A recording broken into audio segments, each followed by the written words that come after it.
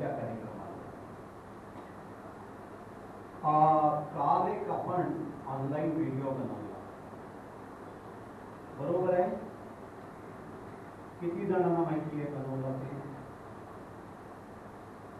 किती जणांनी ऐकला नाही प्रामाणिकपणे?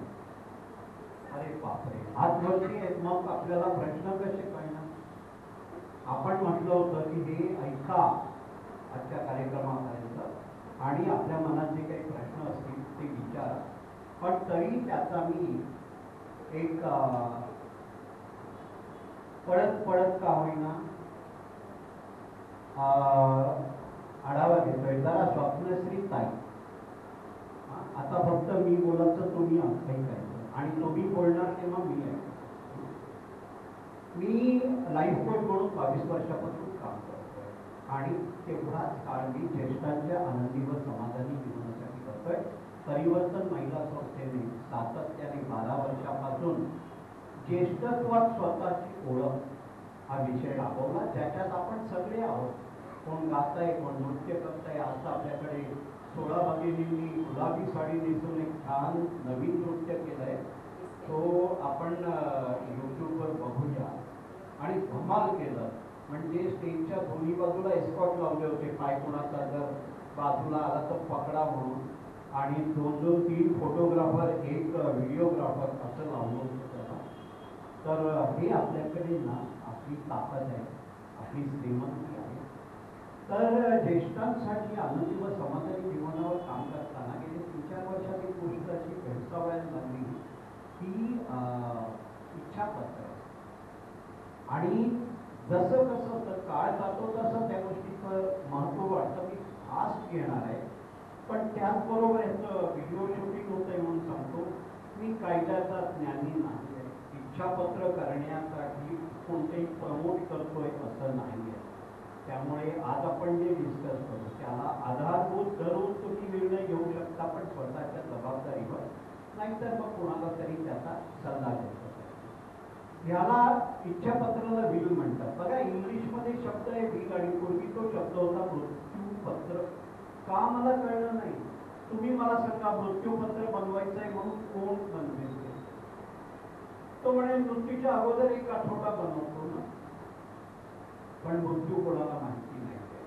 हे मृत्यूपत्र नाही आहे, इच्छा आहे. विल म्हणजे इच्छा, हे इच्छापत्र आहे.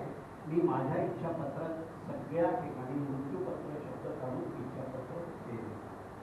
म्हणजे मी डायरेक्टली सांगितलं, आधी केलं आणि मग सांगितलं मी केलेलं. दुसरा एक प्रश्न येतो की कुठे जायचं, खर्च किती, हे म्हणजे अशी गोष्टी मनात ठेवून ना आपण त्या गोष्टीला जातच नाही. आणि याचा अनुभव आपल्या ग्रुपमध्ये आहे, त्यांना मदत व्हावी म्हणून हा विषय राबवतोय. एक इच्छापत्र असतं अनरजिस्टर्ड आणि दुसरं असतं रजिस्टर्ड. म्हणजे इच्छापत्र बनवायचं आणि रजिस्ट्रार किंवा सब रजिस्ट्रारच्या ऑफिसमध्ये जाऊन ते ऑथेंटिकेट करायचं. अनरजिस्टर्ड इच्छापत्राबद्दल आपण बोलत नाही, पण कायदा सांगतो की एक MBBS डॉक्टर आणि 2 विटनेस असताना एका साध्या कागदावर जर तुम्ही तुमची इच्छा लिहिली आणि त्या विटनेसने म्हणून सह्या केल्या की ते इच्छापत्र लिगल आहे. पण आपण त्याच्याबद्दल बोलत नाही, कारण इच्छापत्र आपल्याला द्यायचं आहे कोणाला? आपल्या कोऑपरेटिव्ह सोसायटीला. कालच्या माझ्या व्हिडिओमध्ये उल्लेख आहे, काही ठिकाणी अडवणूक झालेली आहे लोकांची, तरी ती कायद्याची गरज नसती. बँकेला, म्युच्युअल फंडला कुठेही ते अडकवू शकतं. तर त्यामुळे रजिस्टर करावं. आणि हे रजिस्टर करणं कुठे, काय आणि किती कमीत कमी पैशात होईल ह्याच्यासाठी गेले 1.5 वर्ष दिलासा विरंगुळा केंद्राच्या वतीने आपण राबवतोय. आणि बदलापूर पासून ते काशीनाथ घाणेकर ठाणा. पण डोंबिवलीच्या कार्यक्रमात किती जण होते? सावित्रीबाईला बघा इथेच. अरे बापरे. तर सावित्रीबाई फुलेला 900 ते 1000 सिनियर सिटीजन्स होते. आणि हे आपल्यासाठी डोंबिवलीसाठी एक फार मोठं श्रेय आहे. त्याच्यावर खूप मेहनत झाली, कारण एवढ्या लोकांना गोळा करणं कठीण होतं. त्या रोटरीच्या त्या प्रेसिडेंट बरोबर माझ्या 12 का 15 मीटिंग झाल्या आणि ते घडवून आणता आलं, कारण मी रोटरी बरोबर गेले 2 दशकं काम करतो. तर दोन बाजू असतात इच्छापत्राची. एक कायद्याची बाजू जी आपल्याला आपले उदय गोखले कायद्याचे नॉलेज असलेले आणि आपल्याला मागे सांगितलंय तो व्हिडिओ आहे. पण आजचा विषय आपण असा घेतला होता की सिनियर सिटीजनच्या नजरेतून इच्छापत्र, दोन दिशा असतात तेव्हा, कायद्याच्या नजरेतून इच्छापत्र आणि सिनियर सिटीजनच्या नजरेतून इच्छापत्र. तर इच्छापत्राची गरज आहे का? मी खरा कधी हल्लो 1.5 वर्षापूर्वी. माझा एक मित्र कोविडमध्ये वारला आणि 1.5 वर्षापूर्वी त्याच्या मुलाचा मला फोन आला की काका, नेहमी मी तुम्हाला सल्ला मार्गदर्शन घेतो, तुमचा सल्ला विचारतो, पण आज मी असं काही करणार नाही. मला तुम्हाला एक प्रश्न विचारायचा आहे की तुम्ही इच्छापत्र केलंय का? म्हणाले बाबांनी केलं नव्हतं. हिरानंदानी इस्टेटमध्ये ब्लॉक आहे आणि तिकडच्या कमिटीने सांगितलं की आम्हाला रजिस्टर इच्छापत्र असेल तरच आम्ही ट्रान्सफर करणार, नाही तर करणार नाही. पण तो म्हणाला कायद्याने चुकीचं आहे. कायदा सांगतोय की इच्छापत्र नॉमिनेशनवर व्हायला पाहिजे. अजून तसा कायदा आलेला नाहीये, पण तरी काही ठिकाणी तो राबवला. तर त्याचा मला एक छान प्रश्न होता की आता मी काय करणार. एक तर मी जाणार डायरेक्टरेट ऑफ कोऑपरेटिव्ह सोसायटी किंवा सोसायटीचं असोसिएशन किंवा कोर्टात, म्हणजे परत तेच आलं ना, कोर्टाची माहिती आली. बघा, हे नेक्स्ट जनरेशन आहे, तो बिझनेसमध्ये आहे म्हणून थोडा वेळ काढू शकला. आमच्या घरातल्या मुलांना, सुनांना, जाव्यांना हे कुणाला शक्य नाही आहे. आणि आजच मला कोणी सांगितलं, गोखलेंनी सांगितलं, अमेरिकेमध्ये 3 मुलं आहेत. त्यांनी सांगितलं बाबा तुमचं तिकडचं घर पण सोडून या आणि सगळं सोडून या, आम्हाला ते घर घेण्यासाठी इंडियात येऊन काम करायचं नाहीये, कारण इंडियात ही कामं 7-7 दिवसात होत नाही. ही परिस्थिती म्हणजे ते घर जर डोंबिवलीत घेतलं असेल तर त्याला किती श्रम, किती पैसे कसे जोडले त्या वयात, अगदी रक्त लागलेलं आहे प्रत्येकाचं, रक्त खर्ची झालेलं आहे. त्यानंतर काल मी उल्लेख केला वर्षाताई, तो म्हणजे ज्योतिताईंचा. ज्योतिताईंची काय गरज, बापू पाटकर म्हणजे मिस्टर गेल्यानंतर लगेच वर्षभराचा काळ, पण एखादी व्यक्ती गेल्यानंतर वर्ष कसं निघून जातं ते कळत नाही.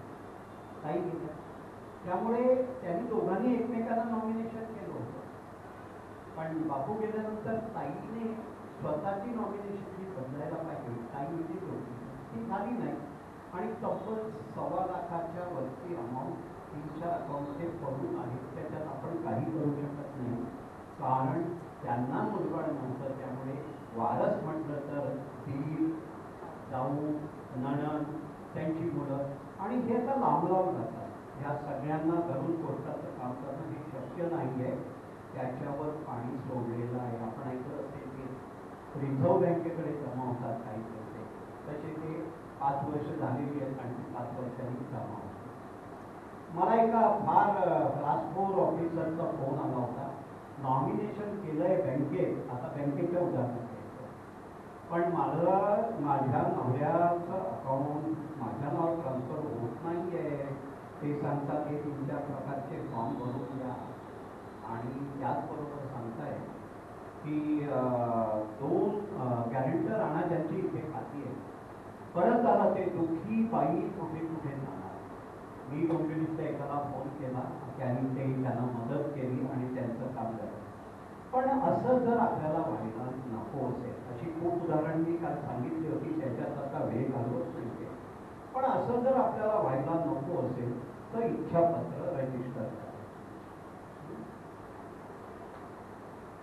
आता इच्छापत्र सर्वप्रथम कटाक्षाने हे तपासायला लागेल की इच्छापत्रात नमूद केलेल्या सर्व ठिकाणी आपलं नॉमिनेशन झालंय. जरी इच्छापत्र आपण रजिस्टर केलं तरी सगळ्या ठिकाणी नॉमिनेशन करा. बँक लॉकरला नॉमिनेशन लागतं. हल्ली पूर्वी नव्हतं, जॉईंट वगैरे असेल तर, आणि ते राहून गेलंय कारण लॉकर आपल्याकडे वर्षानुवर्ष आहे. आणि आजच मला आपल्या एका सभासदाचा फोन आला की त्यांना तो अनुभव, म्हणजे हा अनुभव घरोघरी आहे आणि आपल्यात पण आहे.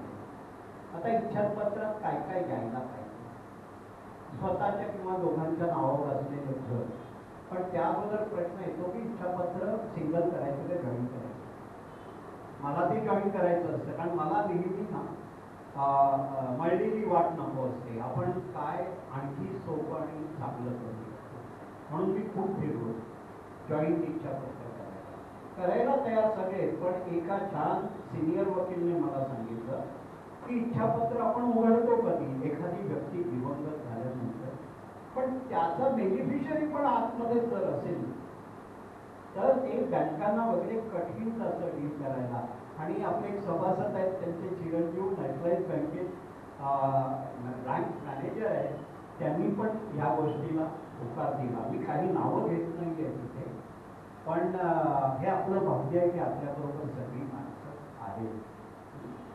तर दोघांच्या नावावर घर असलं तर त्यांच्या दोघांच्याही इच्छापत्रात त्याचा उल्लेख होईल. जॉईंट किंवा एका नावावर बँकेत लॉकर असेल तर उल्लेख होईल. घरातले दागदागिने, सोनं, अंगावरचं सोनं ह्याचा उल्लेख होईल. पण हा ढोबळ होईल उल्लेख. एकाने मला विचारलं की ॲडमिनिस्ट्रेटर कुठे जातो. ॲडमिनिस्ट्रेटर हे काम करू शकतो, पण आपल्याला गॅरंटी आहे का ॲडमिनिस्ट्रेटर आपल्या हयातीपर्यंत असणार? वय इन्स्पाइट ऑफ एज 32-38 पासून पण हार्ट अटॅक. कसा ॲडमिनिस्ट्रेटर म्हणतात की बाबा अंगावरचं सोनं नाणं वगैरे हा तसा विवादित विषय राहू शकतो. तर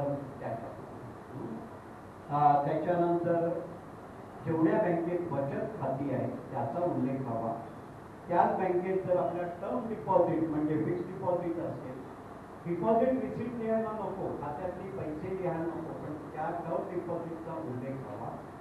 बँकेप्रमाणे आणखी कोणत्या कंपनीमध्ये जर असेल,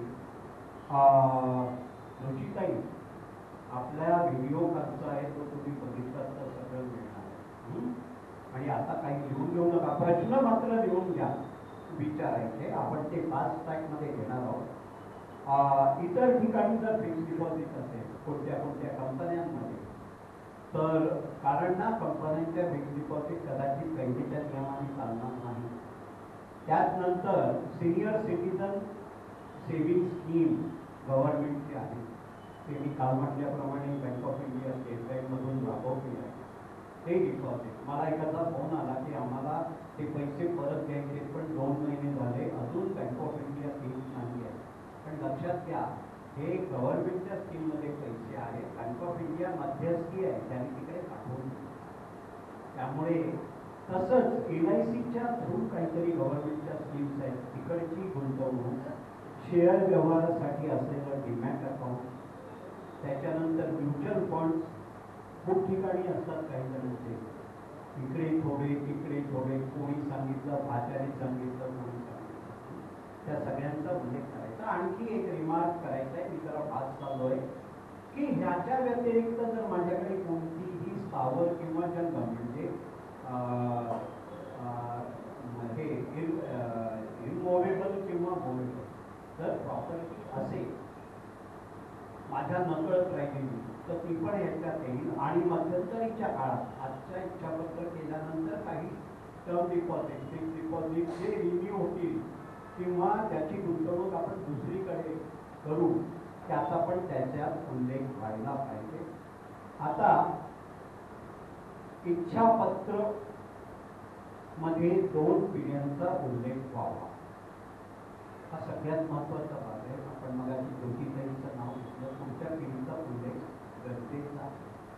की पुरुष असेल तर त्यांनी म्हणायचे माझ्या बायकोच्या पश्चात बायकोला आणि तिच्या पश्चात माझ्या मुलांना या प्रमाणात. आणि स्त्री असेल तर त्यांनी लिहायचं की माझ्या पश्चात माझ्या नवऱ्याला आणि त्यांच्या पश्चात मुलांना या प्रमाणात. तर इच्छापत्र बनवलं आणि वर्षभरानंतर वाटलं की आपल्याला बदलायचंय, काही महत्वाचं राहिलंय किंवा महत्वाचं तयार झालं. यांना पण अनुभव येतात, कारण जेव्हा समाजकार्याचा पण असतो प्रत्येकाला काही प्रश्न हे भेडसावत असतात, बाहेरून विचारले जातात, तर ते परत करता येतं.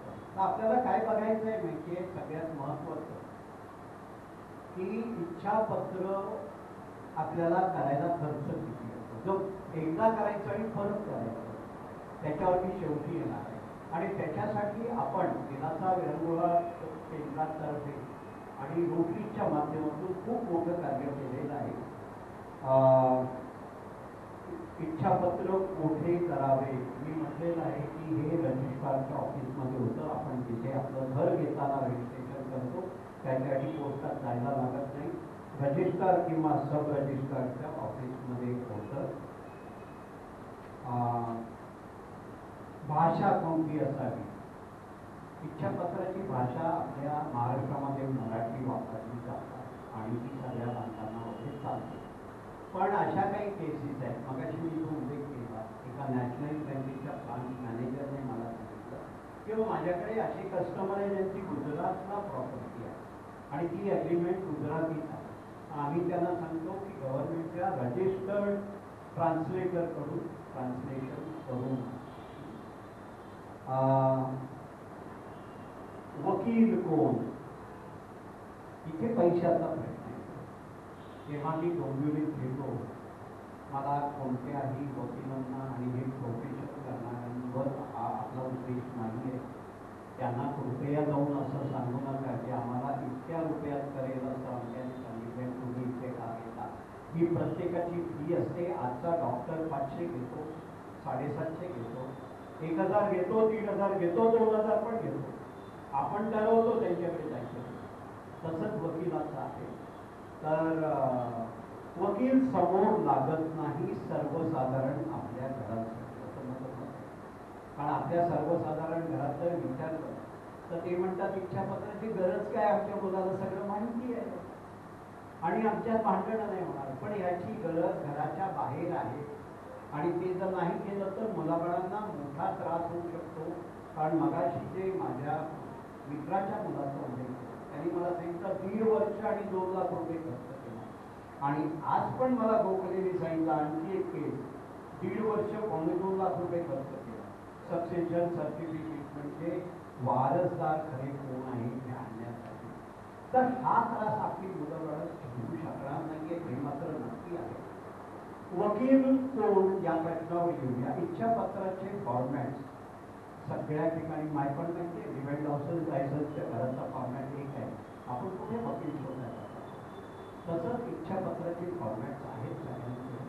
आणि याचा अनुभव आला मला ठाण्यामध्ये 30-40 ते खोके आणि बिल्डिंगमध्ये भरून सगळी सेंटर्स आहेत कोर्ट नात्याला. तिथे विचारलं तर 4,500, 5,000, 4,500, 5,000. त्यांच्याकडे फॉर्मॅट आहे, फॉर्मॅट तुम्हाला देत नाही. म्हणतात तुमचं काय आहे ती लिस्ट बरोबर घेऊन या, इच्छापत्रात टाकायची, मग ॲडव्हान्स द्या आणि मग ते तुम्हाला ते टाईप करून देतात इच्छापत्र. तुम्ही तपासा, चुका असतील तर काढा, त्या बदलून द्या.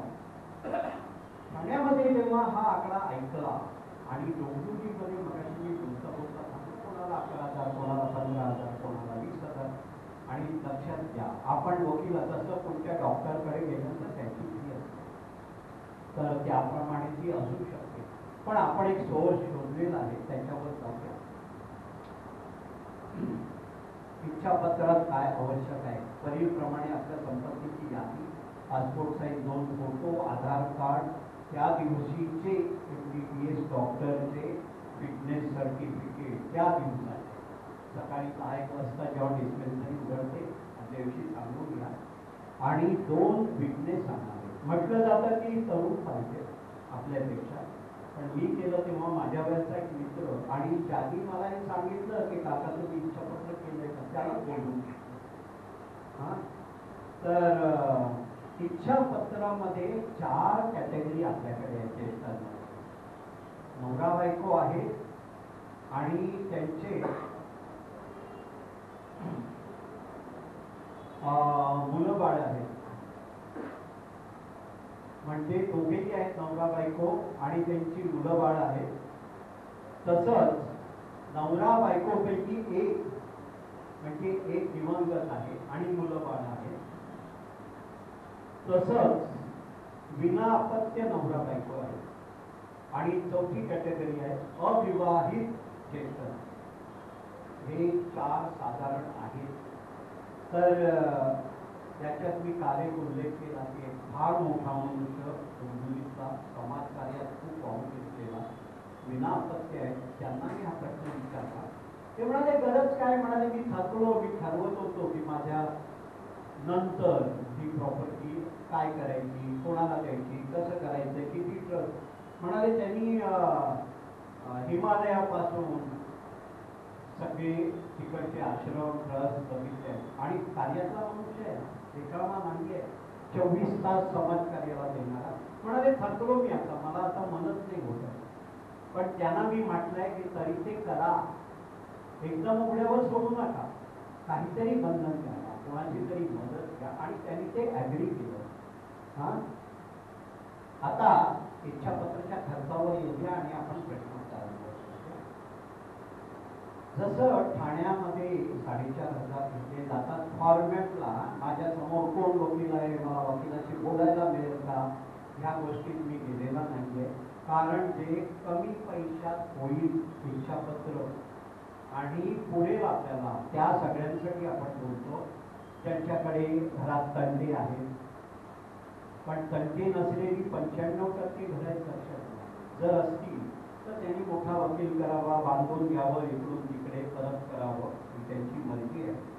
पण जेव्हा डोंबिवलीत 900,000 लोकांचा कार्यक्रम होता, मी तरते सिनियर आणि तरते ज्युनियर ललित तरते हे दोघेही आमचे रोटेरियन आहेत, त्यांना विनंती केली की ठाण्यात असं आहे बाबा, डोंबिवलीत तसं दिसत नाही किंवा शोधून मिळत नाहीये, काय करता येईल तुम्हाला.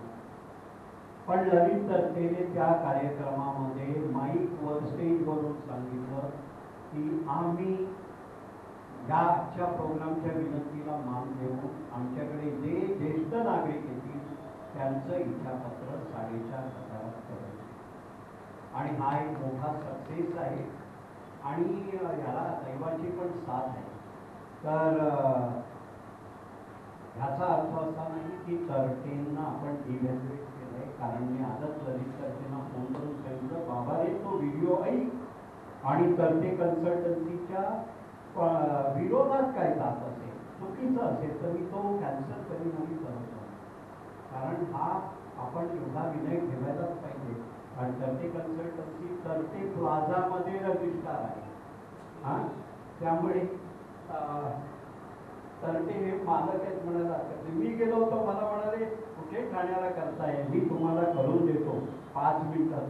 मी म्हटलं मला शॉर्टकट नाही साधायचंय मला, पण त्यांची माणसं माझ्यासाठी ठाण्याला आली आणि त्यांनी करून दिलं. आता आपण प्रश्नोत्तरांकडे जातोय. त्यांच्या मनात प्रश्न आहेत त्यांनी विचारायचा आहे आणि उत्तर मिळाल्यानंतर तो प्रश्न परत नाही विचारायचा. आणि भारत वैयक्तिक वाटत असेल तर सांगा, माझ्या बहिणीचा प्रश्न आहे, माझ्या आणखी मुलाचा प्रश्न आहे आणि आपण पुढे जातो. तर प्रश्नोत्तराला आपण सुरू करतो. पहिला प्रश्न कोणाचा आहे?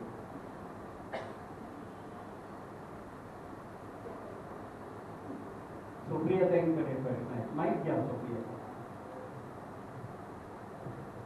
अंजली ताई,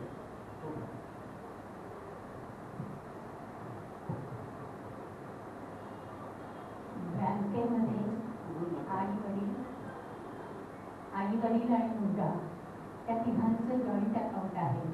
लॉकरला पण तसंच आहे, शिवाय नॉमिनेशन मी केलेलं आहे. असं असताना वील करण्याची गरज आहे का? आई वडील आणि मुलगा, हां, आणि एकच मुलगा नाही, 2 मुलगे, नॉमिनेशन केलेलं आहे. नॉमिनेशन आई तिघांचं अकाउंट आहे, जॉईंट अकाउंट तिघांचं आहे आणि दुसऱ्या मुलाचं नॉमिनेशन. येस. आता हे काय होतं लक्षात घ्या. मगाशी आपण एक केस ऐकली, नॉमिनेशन असताना पण त्या मॅडमना क्लास 4 ऑफिसरला कुठे कुठे जायला लागलं. ती 4 फॉर्म भरून देणं आणि 2 गॅरेंटर शोधणं. म्हातारा वेळामध्ये आपल्या खात्यातल्या पैसे, त्याच बँकेत अकाउंट असलेले, हे कठीण आहे. आणि तिथे जर बँकेला आपण इच्छापत्र दिलं तर बँकेकडे नॉमिनेशनकडे बघायला गरज नाही. काल आणखी एकाने प्रश्न विचारला होता की नवरा बायकोचं जॉईंट अकाउंट आहे आणि एकमेकांना नॉमिनेशन केलंय, म्हणजे हे मगाशी ज्योतिताईंची केस आहे. नवऱ्याने बायकोला, बायकोने नवऱ्याला केलं आहे, पण तुमची मुलं अमेरिकेत आहेत.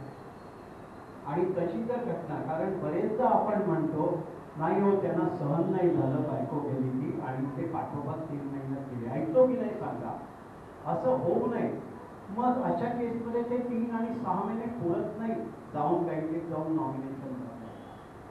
हा, त्यामुळे कुठच्याही केसमध्ये आपल्याला जर शांत झोप पाहिजे असेल आणि 100 पर्यंत आयुष्य जगायचं असेल आणि आपल्या मुलाबाळांना कसलाच त्रास होऊ नये असं वाटत असेल तर इच्छापत्र रजिस्टर करा. आणखी कोणाकडे इकडे एक मिनिट हात वर करा म्हणजे लक्षात. इच्छापत्र आपण एकदा केलं आणि जर का ते बदलायचं असेल तर तेव्हा परत त्याला नक्की द्यावी लागते का? आपण सत्यनारायणी पूजा एकदा केली आणि पुढल्या वर्षी परत करायचं आलं, दक्षिणा आणि सामान आलं, त्यामुळे प्रोसिजर तीच आहे. पण तरी हा प्रश्न तुम्ही छान विचारला. इच्छापत्र, सॉरी आपण ग्रुपमध्ये आहोत म्हणून मी हे उदाहरण दिलं. इच्छापत्र आहे ना, परत करताना त्याच्यात हे उल्लेख पण करायची गरज नाही अगोदरचं इच्छापत्र आहे.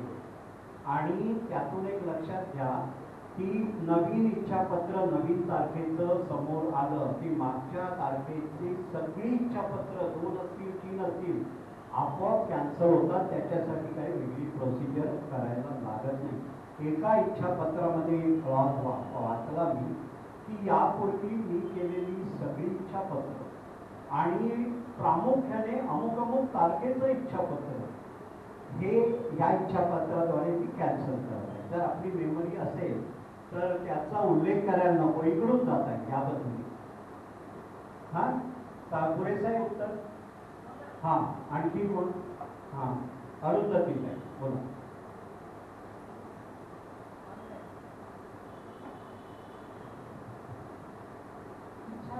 ज्याला नॉमिनी करायचा आहे तो त्या तिथे हजर असला पाहिजे का? कारण तो परदेशात आहे आणि आपण करू शकतो का? एक. आणि दुसरं, जर आपलं नागरिकत्व त्याच्याकडे नसेल, मुलाकडे परदेशाचं नागरिकत्व असेल तर त्याला आपण नॉमिनी काही करू शकतो की नाही? एक लक्षात घ्या, याच्यात 3 प्रश्न आहेत. एक म्हणजे व्यक्ती नसेल तर नॉमिनी करता येतं तर हो. परदेशातलं नागरिकत्व आहे त्याला नॉमिनी करता येतं की नाही हे त्या इन्स्टिट्यूशनला विचारायचं आहे. प्रत्येक इन्स्टिट्यूशनचे नियम वेगळे असू शकतात. पण ह्याच्यात एक तिसरी बाब आहे. इच्छापत्र करताना जर बेनिफिशियरी तिथे हजर नसेल, म्हणजे मुलांच्या नावाने आपण केलं आणि मुलं नाही आहेत, कारण मुलांनी ते वाचायचंच नाही आहे, मुलांना अटकेची गरज नाही आहे. इच्छापत्राला 2 विटनेस लागतात, ते आपल्या सहीसाठी असतात. आणि काल मी सांगितल्याप्रमाणे विटनेसना ते अख्खं वाचायची गरज नाही, आतमध्ये काय लिहिलंय ते. त्यांचं काम एवढंच आहे की ही सही रवींद्र खानोलकर यांनी आज आमच्या समक्ष केली, संपला विषय. त्यामुळे इच्छापत्राचे कंटेंट त्यांच्याकडून आपण टाईप करून घेणार, त्यांना तर कळणार आहे, त्याच्या पलीकडे कुठे करणार नाही. तुमच्या प्रश्नात 3 उत्तरं आहेत. आणखी कोणाला विचारायचं आहे? हा, विकास पाटील. विटनेसला रजिस्ट्रेशनला जावं लागतं का? हो, विटनेस हा समोर रजिस्टरच्या समोर सही करतो. आपण जसं घर घेताना पण विटनेस रजिस्टरच्या समोर सही करतो. त्याचा आधार कार्ड, त्याचा फोटो, त्याचं थंब इम्प्रेशन, घरचा पत्ता, वय हे सगळं. त्यामुळे विटनेस जायलाच पाहिजे, पण बेनिफिशियरी जायलाच पाहिजे, म्हणजे न जावं तरी चालतं. आणखी कोणाकडे आहे? हा, माहीत घ्या जरा. नंतर शैलाताई आहेत आणि ते भोगले ताई. हां, आम्हाला एकच मुलगी आहे आणि प्रत्येक ठिकाणी आम्ही नॉमिनी म्हणून तिचं नाव दिलेलं आहे. बिल्डिंगमध्ये किंवा काही सर्टिफिकेट वगैरे असेल तर. आणि तर तरीसुद्धा आम्हाला इच्छापत्र करायची गरज आहे. आता एक केस मी अशी ऐकली नॅशनलाइज बँकेची, खात्यात अमाऊंट जास्ती होती, त्यांनी इच्छापत्र असताना पण कोर्टाचं कॅबिट करायला सांगितलं. त्यामुळे एक लक्षात घ्या ना, आपल्याला शॉर्टकट शोधायचा नाही. आपलं आता वय आहे, कदाचित आपण 4,500 वाचवण्याचे आहे. आपण सगळे एकत्र आहोत म्हणून मी बोलतोय, हा प्रयत्न करू. पण आज जो कायदा आहे तो आणखी 10 वर्षांनी काय असेल, 5 वर्षांनी काय असेल. कारण पूर्वी जेव्हा ज्याला मृत्यूपत्र म्हणत, तेव्हा काय होतं म्हणजे धनाढ्य जी लोक असायची की माझी 4 दुकानं अमक्याला दिली, 2 बंगले दुसऱ्या मुलाला दिले, सोनं नाणं मुलीला दिलं, त्यांना हे करायला लागायचं इच्छापत्र. पण मधल्या काळामध्ये गेल्या 30-35 वर्षामध्ये हे बदलत गेलं. पूर्वी नॉमिनेशन पण नव्हतं, पूर्वी कोऑपरेटिव्ह सोसायटीज नव्हत्या. भाडे करू, भाडे मालक ठरवायचा की मला भाऊ 5,000 दे, 500 रुपये दे, एक ॲफिडेव्हिट कर आणि कोणाच्या नावावर घर करायचं त्याचा. पण दिवस तशी नाही राहील. गाळ्याच्या जागा गेल्या, लिव्हाइन लायसन्स आले, 11 महिन्याचा ॲग्रीमेंट. सगळं जसं दुनिया बदलते, नियम बदलत आहे आणि प्रत्येकाचा नियम वेगळे. लक्षात घ्या, nationalise bank, private bank, cooperative bank, त्याच्यानंतर आपले म्युच्युअल फंड असणार ते, डीमॅट अकाउंट, सगळ्या एजन्सीज वेगवेगळे आहेत. सगळीकडे तुम्ही नॉमिनेशन केलं. माझ्या एका मित्राचं डीमॅट अकाउंट आहे, ते बंद झालंय म्हणजे ते पैसे स्वीकारत नाही, कारण त्याचं नॉमिनेशनची एक प्रोसेस ऑनलाईन अर्जी राहिली आहे. त्याच्यासाठी त्याला मुंबईला जाऊन ती पुरी करायला. कायदा कोणाला कधीही पुढे आणू शकतो आणि आजच्या डेटला आपल्या हातात एकच आहे की रजिस्टर्ड इच्छापत्र करावं. त्यातून प्रश्न आला की जर अनरजिस्टर्ड चालत असेल तर रजिस्टर का करावं, हा युक्तिवाद झाला.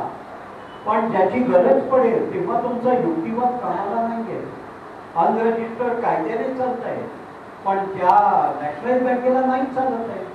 मग तुम्ही त्या बँकेच्या समोर कोर्टातच जाणार ना. परत आहे का आपल्या मुलाबाळांमध्ये? मला त्या माझ्या मित्राच्या मुलाने आणखी एक सांगितलं की काका तुमची मुलगी तुम्हाला सांगेल का बाबा इच्छा पूर्ण करा.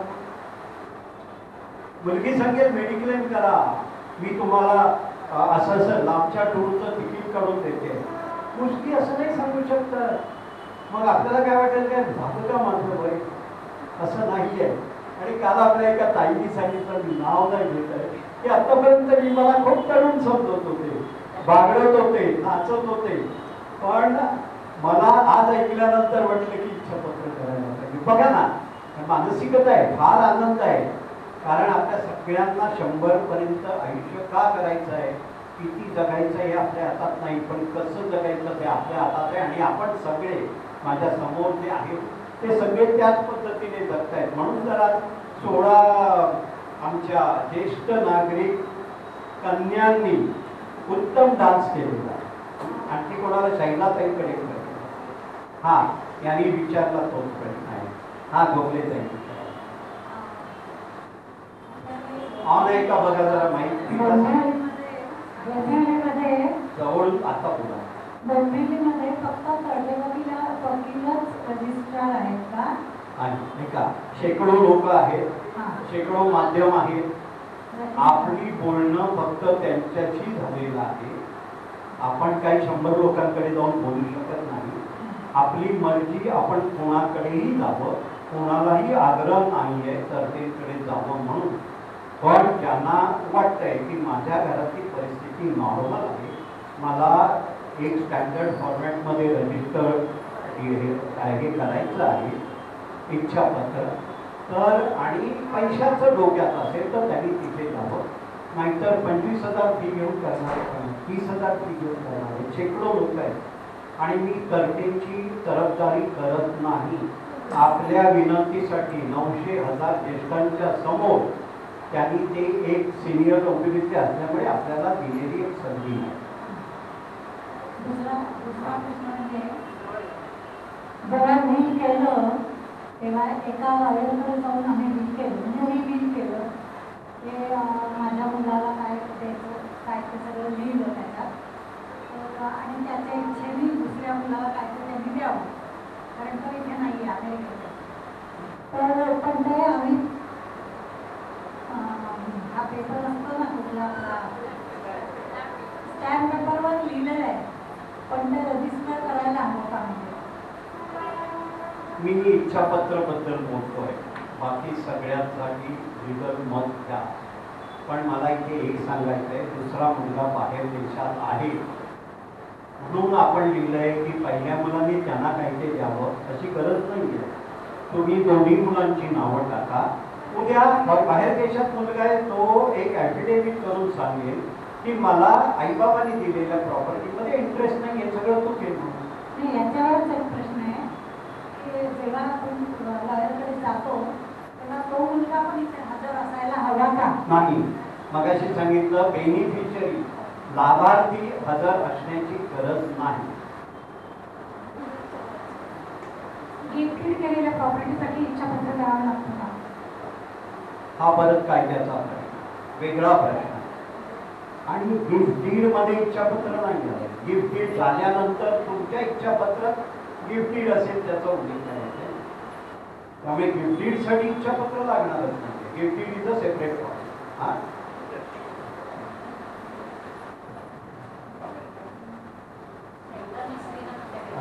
मला एकच प्रश्न विचारायचा आहे, जर सगळं व्यवस्थित नॉमिनी केली असेल तरी रजिस्टर्ड हे करायला हवं का, म्हणजे इच्छापत्र करायला हवं का?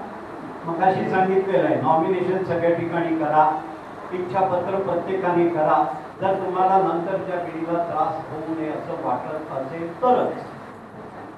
आणि नाहीतर मगाशी मी सांगितलं, अमेरिकेत असलेली 3 जी माणसं आहेत, 3 मुलं आहेत, ते तिघांनी सांगितलंय बाबा तिकडचं सगळं सोडा आणि इकडे या. तर आपण ठरवायचं आहे. पण इच्छापत्र असेल आणि नॉमिनेशन नसेल तरी चालेल. पण नॉमिनेशन आहे आणि इच्छापत्र नसेल तर चालेलच असं नाही. हे मी नाही ठरवत आहे, तुम्ही जागोजागी वेगवेगळ्या ठिकाणी जाणार आहात त्यांनी ठरवायचं आहे.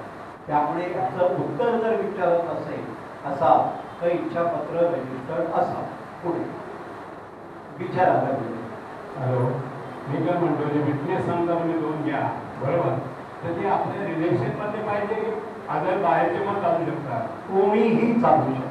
बाहेरचे जेव्हा हा काय म्हणलं, हा प्रश्न जेव्हा जर तो मनुष्य हयातील असेल नसेल तरी चालतं का ते ऐकण्यास पाहिजे? तुमचा प्रश्न मला कळलाय, जरी प्रॉपर विचारला नाही तरी. तुमचं मत आहे की मनुष्य हयात नसल्यानंतर ते विटनेस मध्यस्थी म्हणून कामाला येणार आहेत का, हा मूळ प्रश्न. पहिला आपण धरूया विटनेस कोणीच आहे आणि विटनेसचं काम एवढंच आहे की ही सही या माणसाने केली आहे, त्याच्या पलीकडे विटनेसला काम नाही. आणि सुरुवातीला मी एक ॲडमिनिस्ट्रेटरचा उल्लेख केला आहे. जर इच्छापत्रात असं काही असेल, आता घरातले दागदागिने म्हणा, अंगावरचे दागदागिने, तर इथे मध्यस्थी लागू शकतो. त्याला ॲडमिनिस्ट्रेटर म्हणतात. त्या ॲडमिनिस्ट्रेटरला घेऊन पण इच्छापत्र करता येतं. पण आजचा आपला हा जो विषय आहे त्या 95% लोकांसाठी आहे ज्यांच्या घरात कॉम्प्लिकेशन्स नाही आहेत. जरा पण कॉम्प्लिकेशन्स असतील, मुलीला हे द्यायचं नाही आहे, मुलाला ते द्यायचं आहे, घर फक्त मुलाला द्यायचं आहे, तर काय करावं माहिती आहे? त्यांनी वकिलाकडे जाऊन करावं. का? आता एक महत्त्वाचा विषय त्यांनी विचारलेल्या प्रश्नातला प्रश्न असा आहे की एखाद्या इच्छापत्रामध्ये तुम्ही मुलाला दिलं आणि मुलीला नाही दिलं तर ते इच्छापत्र ती मुलगी कोर्टात जाऊन चॅलेंज करू शकते. इच्छापत्राला चॅलेंज होऊ शकतं की नियमाने मुलीला अर्धा वाटा मिळाला पाहिजे, माझ्या आईवडिलांनी इच्छापत्रात लिहिलं नाहीये तरी तो मला हवा, आणि त्याच्यानंतर हे परत कोर्ट ठरवणार आहे. त्यामुळे ते आपल्या हातात नाही. हा इच्छापत्र जोपर्यंत घरात सगळं गुण्यागोविंदाने शांतता आहे तोपर्यंत हा जो तरफेंना रिक्वेस्ट करून आपल्याला आलेला आकडा आहे, कारण तो स्टँडर्ड फॉर्मॅट आहे. पण कोणाला काही कॉम्प्लिकेशन्स असतील, ॲडमिनिस्ट्रेटरची गरज असेल, इच्छापत्र उघडल्यानंतर ॲडमिनिस्ट्रेटर कशाला पाहिजे? 95% लोक म्हणतात आमच्या घरात गरज नाही आहे, मुलं समंजस, सुना समंजस, जावई समंजस, ते व्यवस्थित करतील. पण इच्छापत्राची गरज घरात नाही आहे, बाहेर आहे दारात. हा जिथे जिथे हा विचार.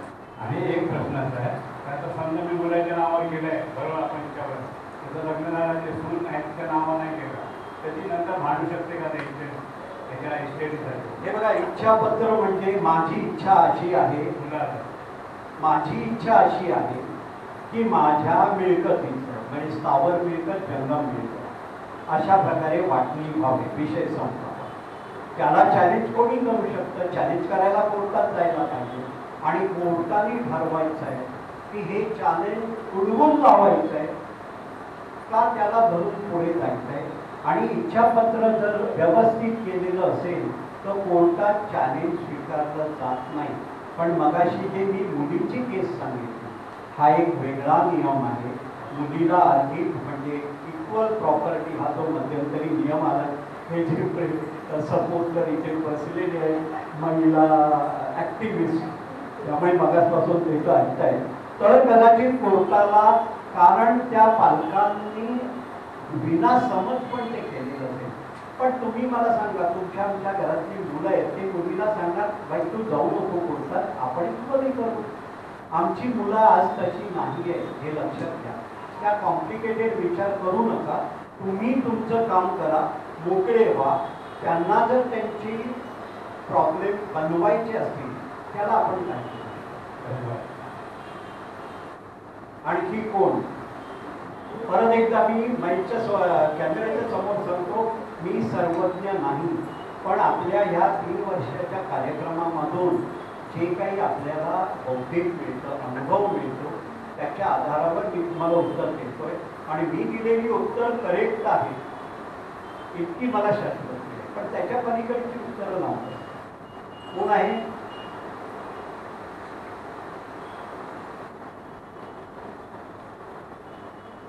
फार चांगली गोष्ट. प्रश्न संपले. प्रश्न खूप विचारले गेले, याचा अर्थ सगळ्यांनी ऐकलं. नाही तर प्रश्न येतो ऐकलंच नाही. तर ऐकलं. हा, हो, यांच्याकडे द्या. गिफ्ट डीडला चॅलेंज होऊ शकतो का? गिफ्ट डीड केलेल्या प्रॉपर्टीवरती गिफ्ट डीड केलेल्या प्रॉपर्टीवरती चॅलेंज होऊ शकतो हा का? कायद्याचा प्रश्न आहे, लॉयरला विचारायचा आहे. आपण फक्त इच्छापत्र आणि त्याच्यासाठी आपल्याला लॉयर करायचं. इच्छापत्राबद्दल आणखी कोणाच्या मनात काय संशय, संदेह? मंजिरीताई, तुम्हाला काही विचारायचं आहे? तुमच्या कानात काहीतरी सतीश रावाने सांगितलंय. वाईट आहे, माझी नजर बारीक आहे. मंजिरीताई सांगितलं की जाऊन द्यावे, आपण फोन करून. परत एकदा लॉकरच्या नॉमिनी बद्दल काय माईक घेऊन बोला. लॉकरच्या नॉमिनी बद्दल तुम्ही सांगितलं, पण परत एकदा सांगा. डॉक्टर नॉमिनी नाही. लॉकर. ते बँकेत जाऊन सांगा ना. बँकेत सध्या लॉकरला नॉमिनेशन घेतात. हा, आणि काही बँकेचे प्रश्न बँकेकडे जाऊन सोडवा. कळलं की नाही? त्या लॉकरचा उल्लेख आपल्या इच्छापत्रात करायचा. म्हणजे नॉमिनी नसेल तरी बँक त्या इच्छापत्राच्या बेसिसवर काम करेल. पण मी परत एकदा सुरुवातीचं वाक्य सांगतो, इच्छापत्र करत असलो तरी सर्व ठिकाणी जाऊन आपलं नॉमिनेशन व्यवस्थित आहे की नाही तपासून पहा. ठीक आहे, आपण थांबूया इथे.